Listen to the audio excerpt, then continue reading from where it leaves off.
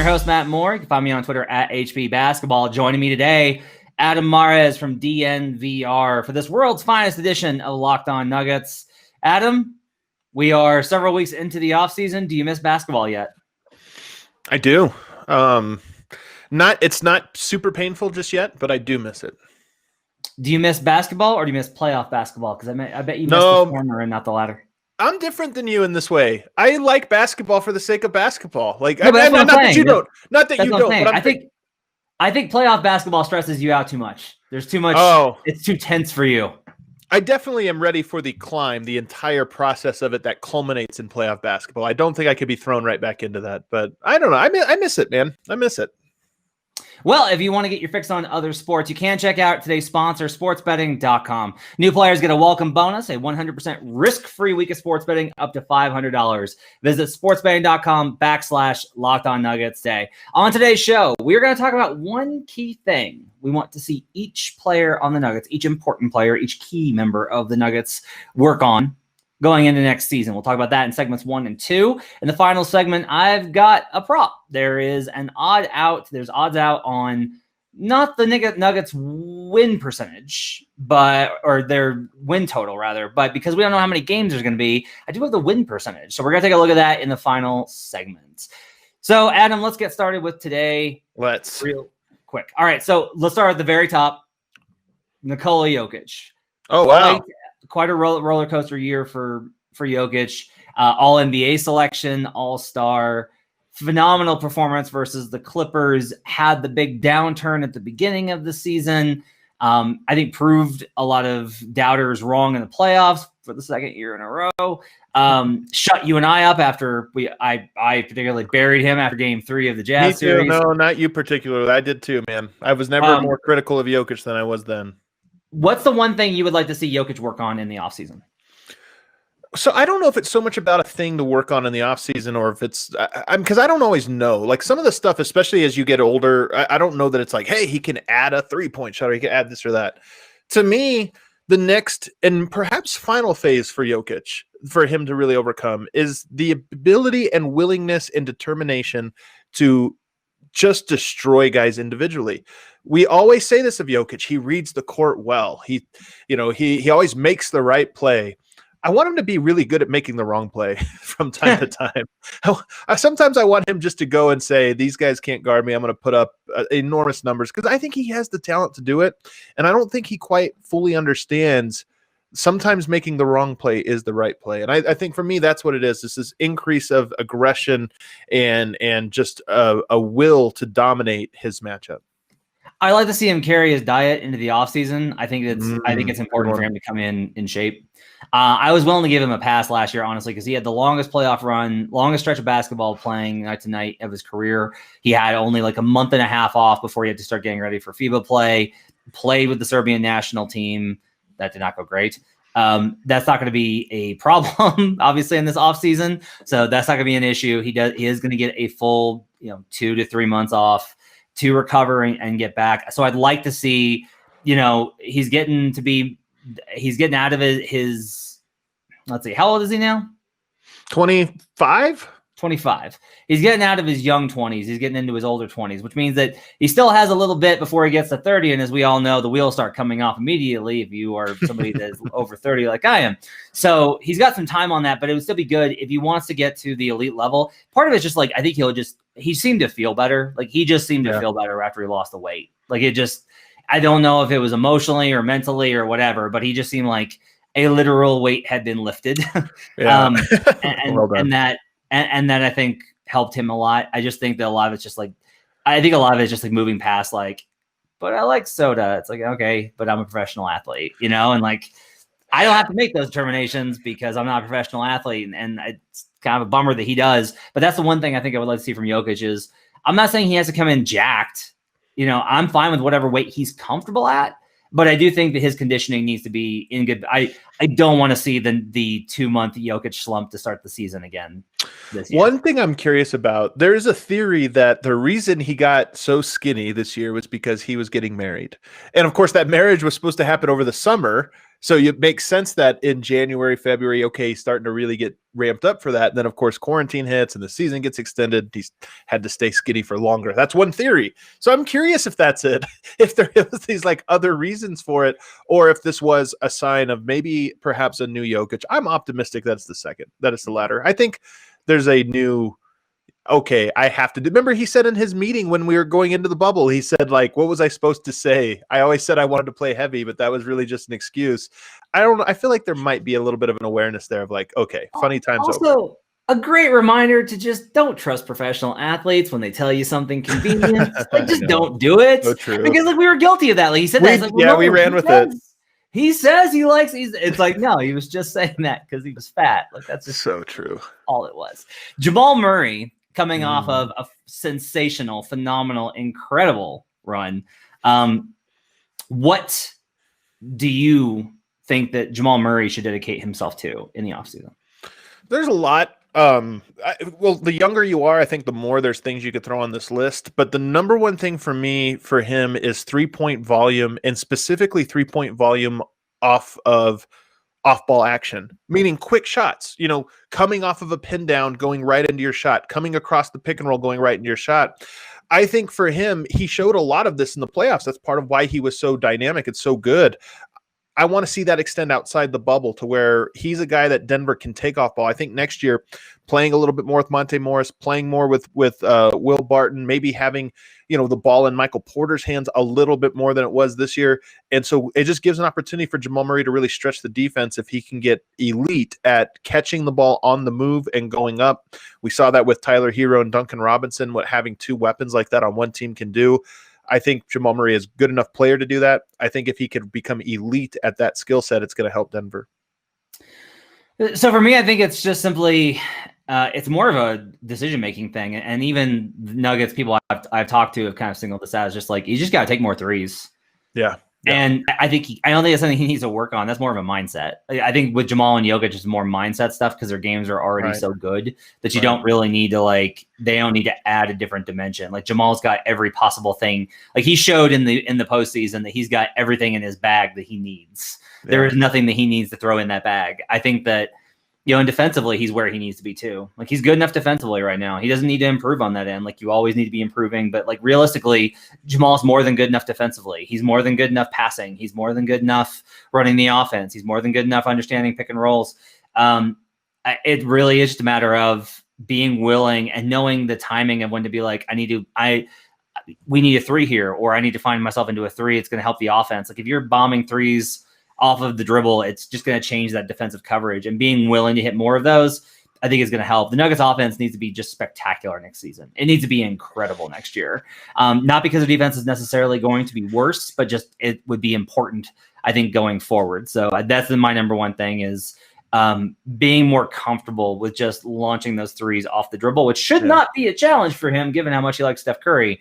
But I think is something that he needs to definitely get adapted to. To your point, though, it is a mind frame. And I do think that some of this is just the mental aspect of, okay, this is a good shot that the team needs me to take. I have to gun some of these every game. And that does take, I think, a certain amount of work in the offseason of practicing that shot, visualizing it and saying, this is my arsenal.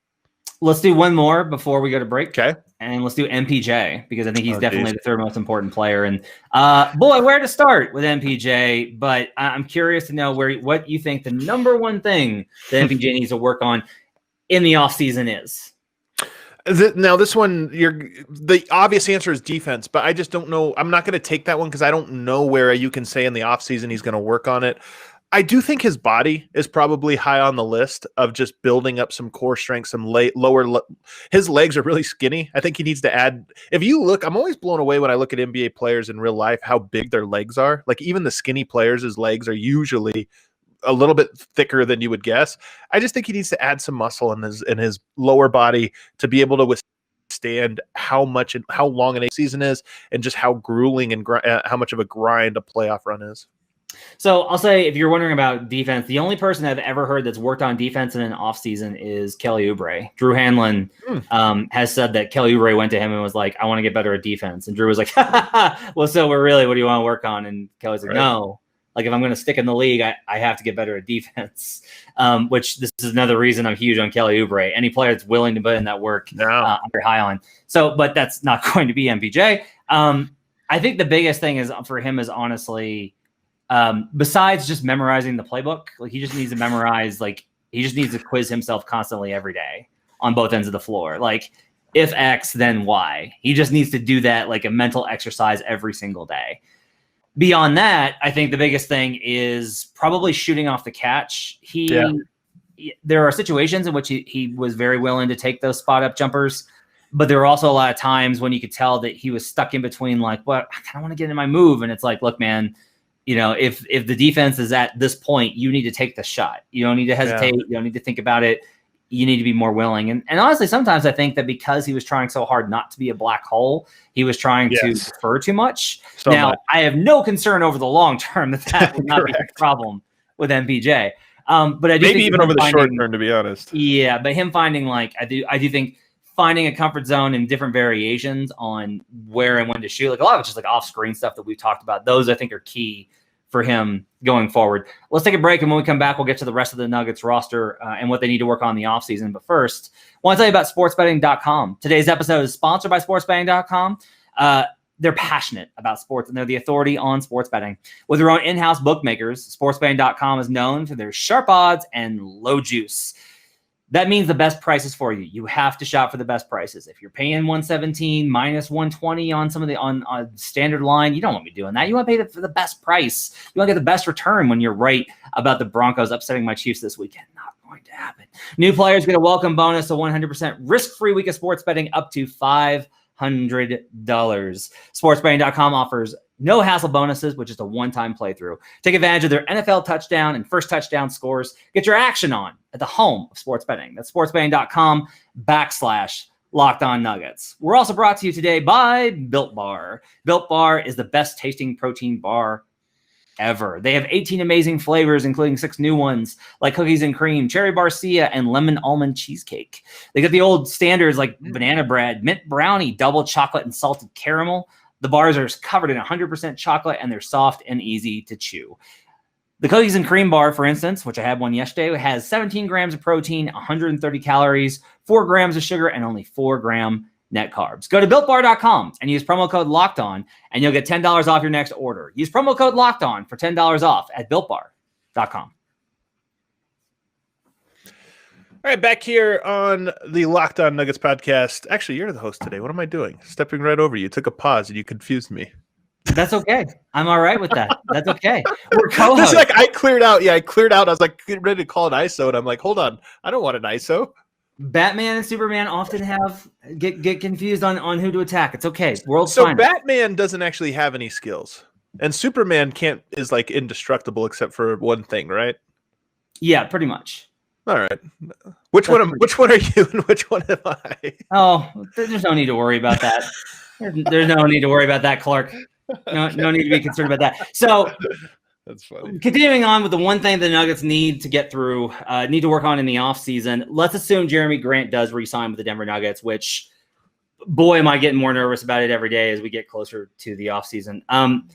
If there's one thing that you want to see Jeremy Grant work on, what is it? Jeremy Grant. So for me, he is close to becoming a reliable off the dribble player. Mm-hmm.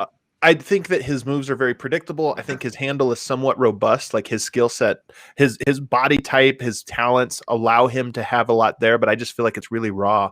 So for me, if I were his trainer, I would be working exclusively on the scenario of the ball swings to him and he has a lane to the basket, not just an open shot, which I think he's very good at, but how can you get to the basket in 1 or 2 dribbles max and just the economy of motion, your go-to moves, your counter moves. So right now, straight line drive attack. Okay, you got that. Fake left, go right, fake right, go left. You got that. But there's just like little layers off of that. I don't think he's going to be a guy that has these complex 4-part combo moves, spin move, step back, whatever. he just needs to be able to have that get to the rim quickly, make a decision in control. And I think he's close. If he can do that, I always talk about this. You either need to be an elite 3-point shooter off ball, or you need to be able to attack closeouts. This is why I think PJ Dozier can be a floor spacer, because he's so good at, if you close hard on him, he's going to go around you. I think Jeremy Grant has an opportunity to be both. He knocks down his 3-point shot, but can he put the ball on the floor and go to the basket? That's what I want to see more from him. He started to do that, by the way, in the Lakers series at the end. Yeah, he did. So do you think that Grant can add muscle and still be springy and wiry? Can he add size and still be the same player? Maybe a little bit. I don't know. I really don't know how to answer that. I don't know that he necessarily needs to. I mean, we're going to point to LeBron James, but I don't know. Sometimes the length, if you're strong enough to hold your position, is enough. I think that might be the case for him. So I guess the question is, my kind of question is do you want to transition him full time to a 3, which he very much has played with this Denver Nuggets team, right? Or do you want to convert him more to a combo and a little bit more of a stretch 4, even with as big as MPJ is, just because MPJ gets lost so often that maybe it's good to have like another big man that's going to be not going to foul as much? Like, do you want him to, like, would you rather? I think I probably lean toward the idea of Grant needs to stay where he's at, play springy, be very wiry, just focus on length, athleticism. That's his best approach. With Millsap taking probably a step backwards this season in terms of the rotation and minutes, and probably in the starting unit. That's a question, is like, is he going to need, like, you'd love to see him be a better rebounder, but if he's going to be a better rebounder, he's probably going to add some muscle up on top. And I don't know if that's worth the cost.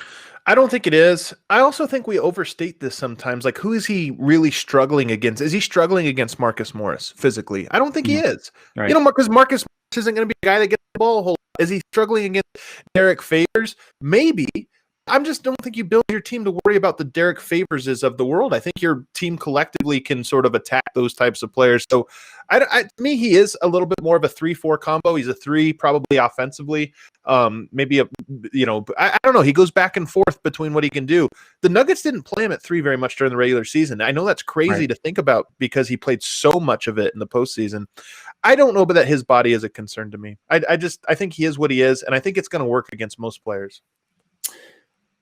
I want to give you this opportunity to talk about Bol Bol, as you have hitched your wagon to him. I have. I kind of have hitched my wagon to Bol Bol. You have hitched your wagon to him. And so what is the one thing above all else that Bol Bol needs to work on in the offseason? Now, his is strength, because he is below that threshold of, like, Jeremy Grant gets pushed around by some of the bigger guys, but he's so long that it's still like, it's like Rudy Gobert. Jokic can bury Rudy Gobert under the basket, but once he goes up, Gobert's so long he could still challenge the shot. Yeah. I think that Bol needs to get to be that strong. Like, he needs to be strong enough that when he gets buried under the basket, you don't just turn and smash him through the rim, which is exactly what happens to him right now. So for me, it's going to be a lot of just him adding his strength. And like I said, with all young players, we could point to a million different things with him. We haven't even seen most of his game to really know where his strengths and weaknesses are just yet. But I think all of it begins with, does he just get dunked into the hoop every time a big guy is on the court with him?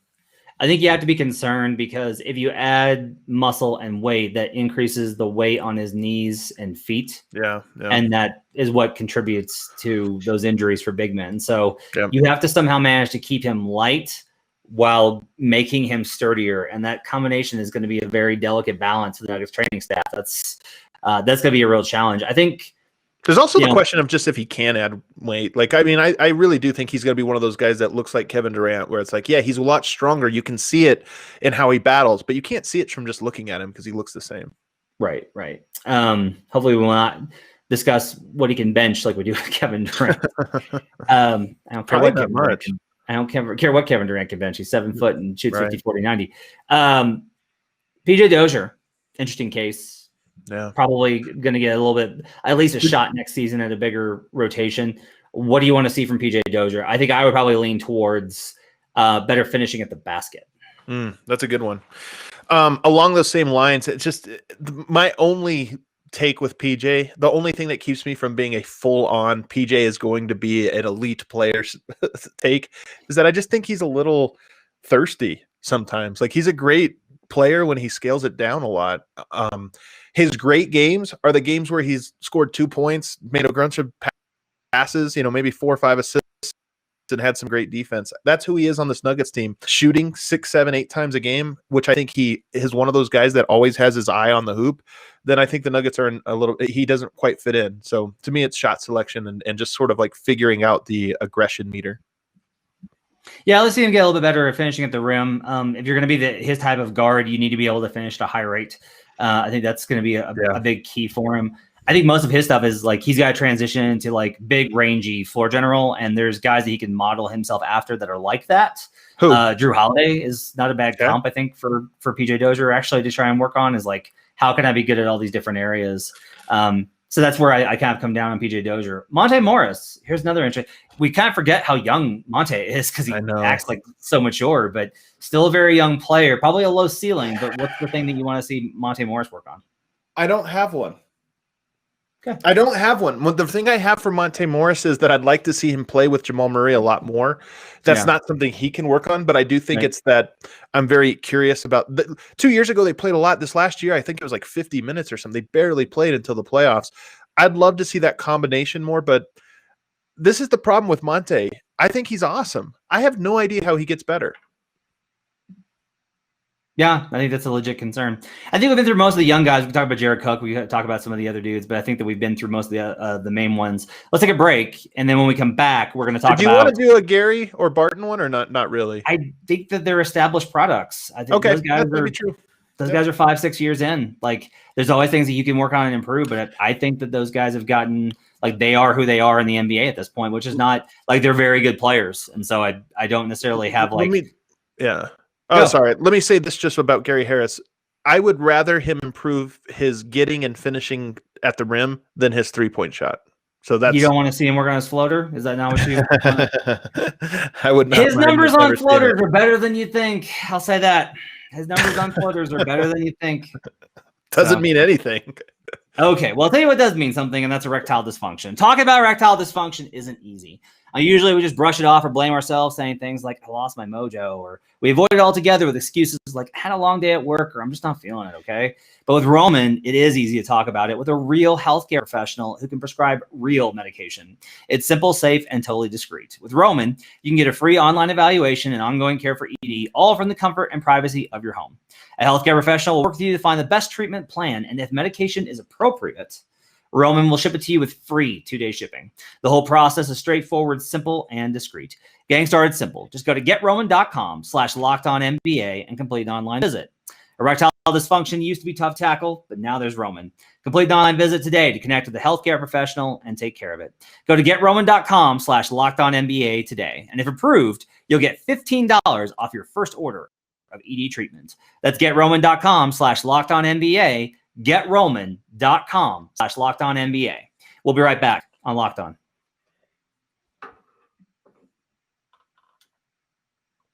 Final segment here on Locked On Nuggets. Thanks for making this part of your day. Matt Moore, joined by Adam Marias, world's finest, for a Wednesday.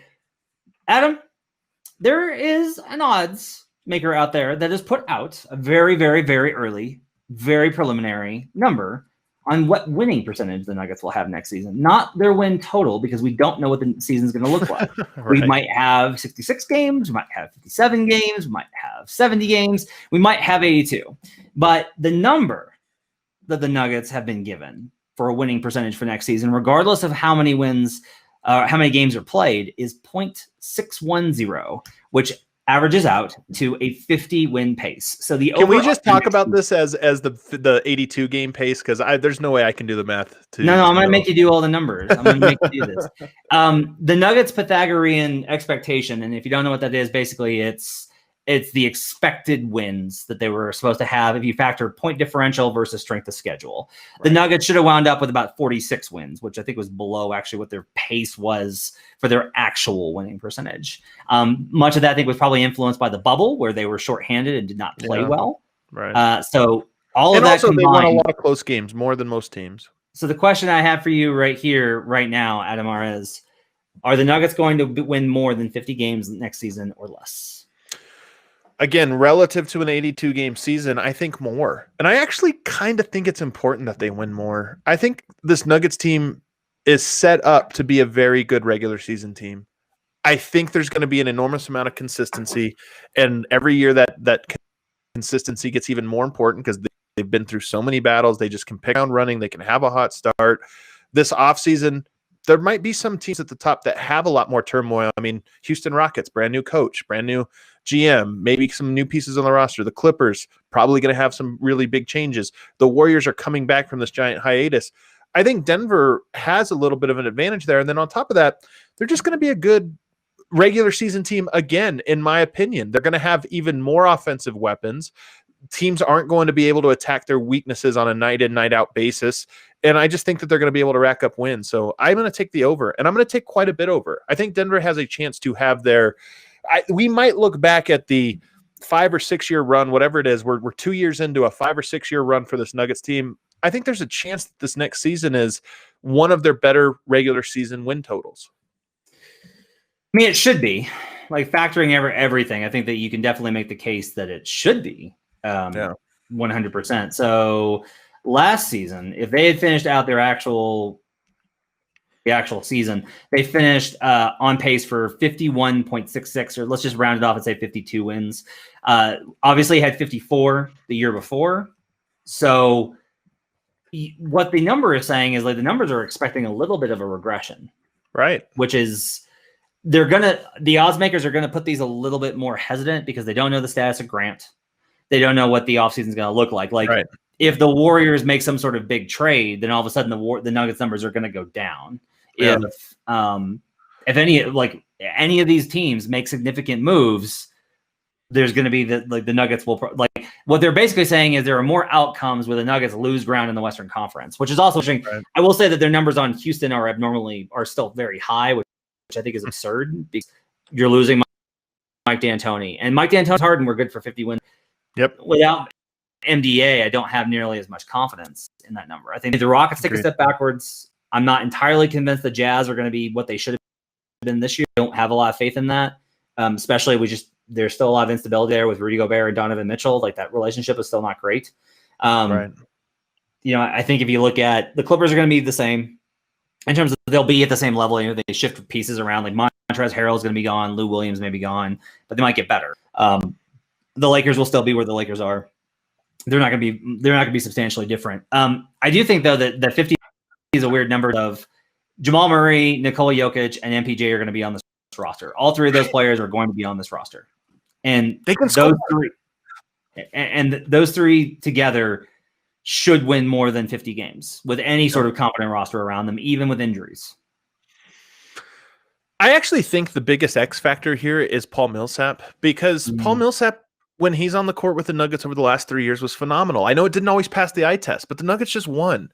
And I do think that if he's back, which I expect he will be, but if he's back, I just don't think he plays that many minutes during the regular season. So can Denver survive without him? But look, Michael Porter, I expect to be significantly better next year for the Denver Nuggets, in part because I think he's going to play from day 1 instead of day 30, but he's going to be better. Jamal Murray, I think, is going to be better for the Nuggets. Nikola Jokic, I think, is going to be better for the Nuggets. So I just, to me, this team is going to be meaningfully better in the regular season. It's hard to say they're going to be better in the postseason because it did feel like Murray played so far above his career average. But if we just look at the regular season, I think Denver is going to be really good next year. I think they have a great shot at the 1 seed next year in the Western Conference. A great shot. Yeah. I will say, that I've gone back and forth on this with aren't they due for injuries? And it's like, they had bad injuries the last 2 seasons. Yeah. And there's no reason, as much as I will knock on wood, there's no real reason to think Jokic is going to pick up one because his game does not lead itself to severe injuries. He's at least low risk is the way you could put it. He's low risk. How are you going to hurt yourself if you don't jump? It's just not a problem. I'm speedy, athletic Jokic, the one that's coming. Man. Yeah, he's coming. The leaper. So I think that barring some sort of internal combustion, there's always events that can occur. But I do tend to think that I would take the over on the Nuggets right now. I would probably take the Nuggets on the over at 54.5. I think so too. I really do. Now the question is just how many teams are going to be above that? There's usually one 60-win team in the league, 60 wins or more. And then there's usually a handful at between 57 and 52. There's 2 or 3 in that range. But look, the Nuggets were in this 2 spot for most of the season. And you're going to have to show me the Clippers are going to go all out. Because you can say, like, yeah, but the Clippers didn't go all out last season and they finished above the Nuggets. The Nuggets left so many freaking games on the table last year. That's what was crazy is they finished 3rd in the West. And, like, it was a frustrating season watching them because you were like, you left so many wins on the table. I think Michael Porter might be the thing that tips that over the edge. He's just one more guy to that can get the 10-point win to turn into a blowout win in the 3rd quarter. Mm-hmm. I do expect Denver can have a little bit of that. I think they're good. The other thing is, and it sucks that maybe we might not have a full 82-game season because the Nuggets' all-time record is 57 games. They've gotten to 54. I'd love to see this team establish that record. I just think it would be a cool thing for them because I happen to believe that this team has a great chance of being the greatest Nuggets core, of all time. So I would love to see them start to produce sort of more milestones that lend itself to that. Well, let's split the middle, okay? Let's just have a 57-game season because I'm tired of the regular season being so long, and they can go 57-0, and then they'll tie it. I guess, and everybody wins. Yeah. I'm with it. I'm in, Matt. You talked me into it. All right, we'll book it. That's going to wrap it up for Locked On Nuggets today. Thanks for joining us. I'll be back tomorrow with a special guest, and Adam and I will be back for a World's Finest edition on Friday. Thanks for joining us. Make sure to follow the show on Twitter at Locked On Nuggets. Please rate, review, and subscribe. Please help so much. It's a big deal. Please rate, review, subscribe. Check out all the great shows on the Locked On Network, and we will